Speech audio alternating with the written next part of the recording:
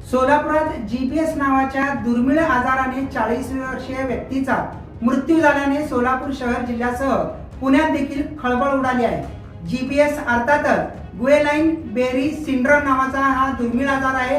त्यामुळे पुण्यात राहणारा काम करणारा व्यक्ती मात्र मूळचा सोलापूरचा असलेला हा व्यक्ती सोलापुरात उपचार घेत असताना एका खासगी रुग्णालयात मृत्यू झाला आहे। त्यामुळे सोलापूर शहरसह पुण्याची आरोग्य यंत्रणा देखील अलर्ट झालेली आहे। नेमकं या आजाराची लक्षणे जी आहेत ती म्हणजे हातापायाला मुंग्या येणे, खोकला आणि सर्दी होणे। हा व्यक्ती सोलापुरात आल्यावर कसा उपचार घेतला आणि त्याचा मृत्यू कशा पद्धतीने झाला, शासकीय पोस्टमॉर्टमचा रिपोर्ट काय सांगत आहे, हे सगळं आपण जाणून घेऊया या बातमीच्या माध्यमातून।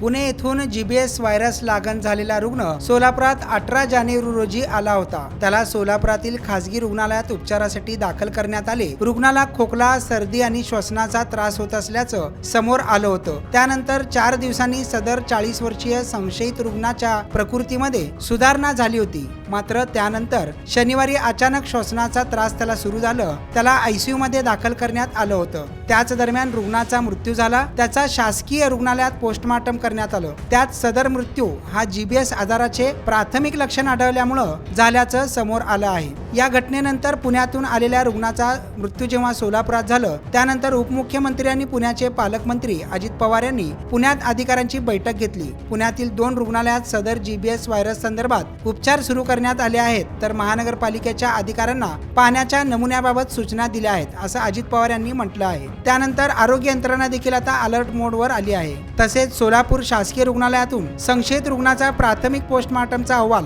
पॉझिटिव्ह आला आहे। संशयित रुग्णाचा प्रमुख अहवाल येण्यासाठी 4 ते 5 दिवसाचा कालावधी लागणार असल्याची माहिती देखील समोर आली आहे।